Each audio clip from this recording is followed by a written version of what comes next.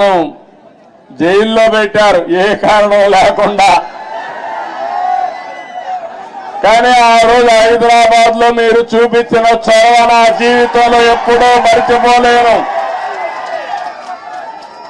ఇప్పుడు సెంటర్ లో గాని అదే మాదిరిగా గచ్చిబౌలిలో మీటింగ్ పెడితే రెచ్చిపోయిన ఉత్సాహంతో నాయకులు లేకపోయినా మేమే నాయకులని చెప్పి లక్షల మంది వచ్చారంటే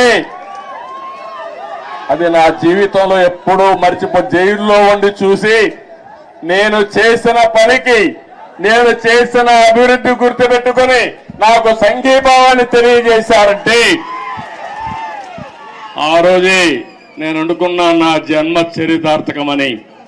ఇక్కడే కాదు ప్రపంచం మొత్తం అన్ని 70-80 దేశాలు, ఆ దేశాల పేర్లు కూడా నాకు తెలియవు కానీ తెలుగువారు అక్కడికి వెళ్ళి 53 రోజులు రోడ్డెక్కి నిరసనలు తెలియజేశారు.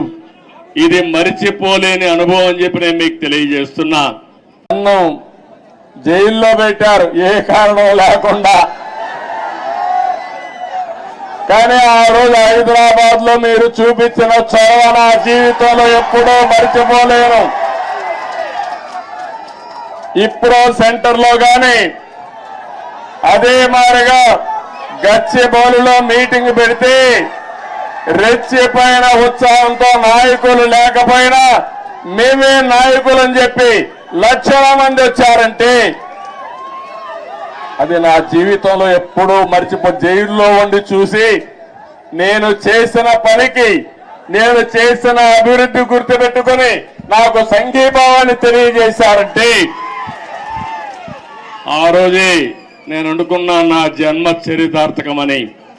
ఇక్కడే కాదు ప్రపంచం మొత్తం అన్ని 70-80 దేశాలు, ఆ దేశాల పేర్లు కూడా నాకు తెలియవు కానీ తెలుగువారు అక్కడికి వెళ్ళి 53 రోజులు రోడ్డెక్కి నిరసనలు తెలియజేశారు. ఇది మరిచిపోలేని అనుభవం అని చెప్పి నేను మీకు తెలియజేస్తున్నా.